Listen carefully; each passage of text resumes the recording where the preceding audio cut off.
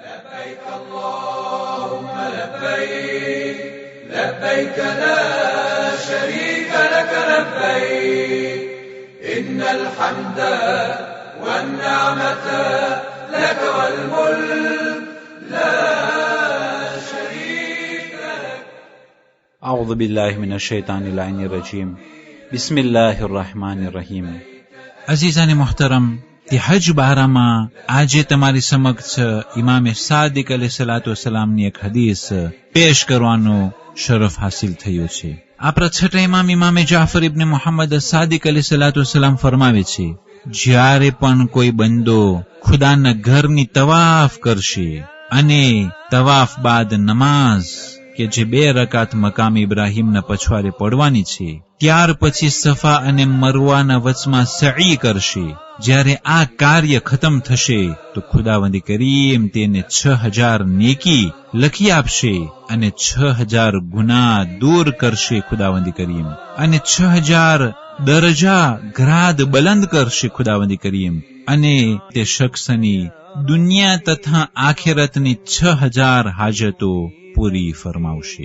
અઝીઝાને મોહતરમ, એ હજ તમત્તુ ખતમ થવા પછી આ પ્રમાણે એ શખ્સને નેકી મળે છે, અને ત્યાર પછી ઉમ્રે તમત્તુ ખતમ થવા પછી એ શખ્સને આ પ્રમાણે નેકી મળે છે, અને ત્યાર પછી હજ તમત્તુ જ્યારે શરૂ થાય છે અને ખતમ થાય છે તો વિચાર કરી લઈએ કે તેના પછવાડે કેટલો અજર સમાયેલો છે. અઝીઝાને મોહતરમ, અરફાતનું મેદાન એ કયામતનું મંઝર છે.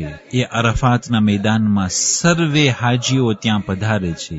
એહરામ સર્વે પાસે હોય છે, અને એહરામના અંદરમાં રેશમી કપડા હરામ છે, એ સોના ચાંદી હરામ છે, યાની કે 2 મામૂલી એહરામના ટુકડાઓ પહેરી અને સર્વે એક સાઈઝના એક જ મેદાનમાં બેઠા હોય. આટલા મિલિયો માણસ, હકીકતમાં આ એક નાનું કયામતનું મંઝર છે, અને આદમથી લઈ અને કયામત સુધી સર્વે ઇન્સાનને એક જ મેદાને કયામતમાં ઉભા રાખી અને હિસાબ લેવામાં આવશે. એ અરફાતનું મંઝરને જોઈ ઇન્સાન તરત જ કયામતની તૈયારી કરશે અને કયામત માટે શું જરૂરી છે એનો બંદોબસ્ત તે કરશે.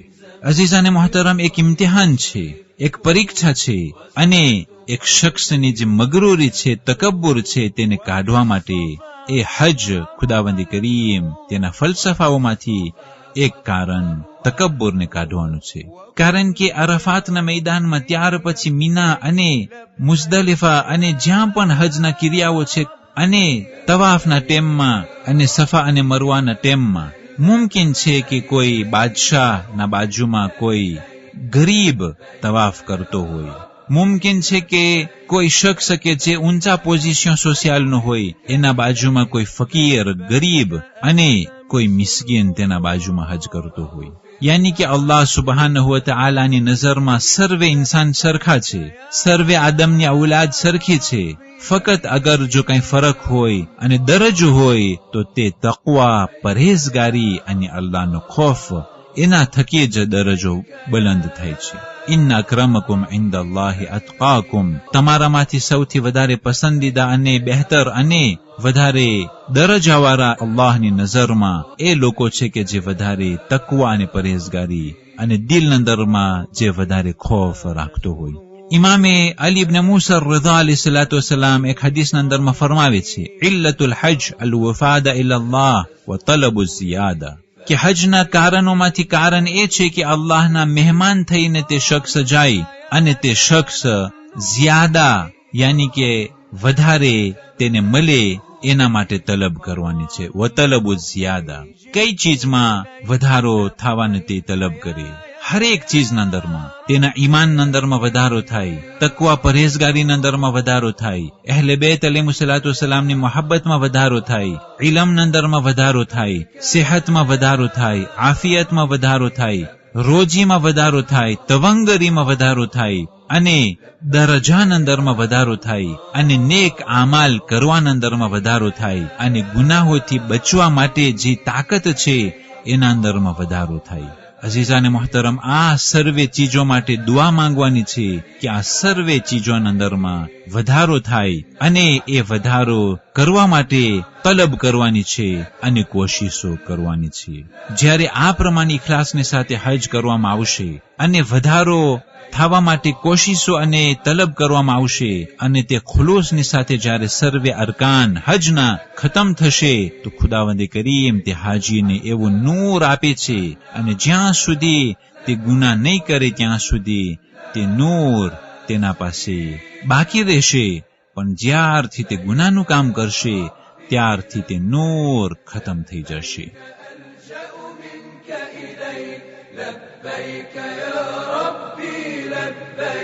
لبيك ألجأ منك إليك لبيك ألتمس الغفران فاغفر لعبد تاب إليك لبيك يا ربي لبيك يا الله لبيك يا الله لبيك يا ربي لبيك يا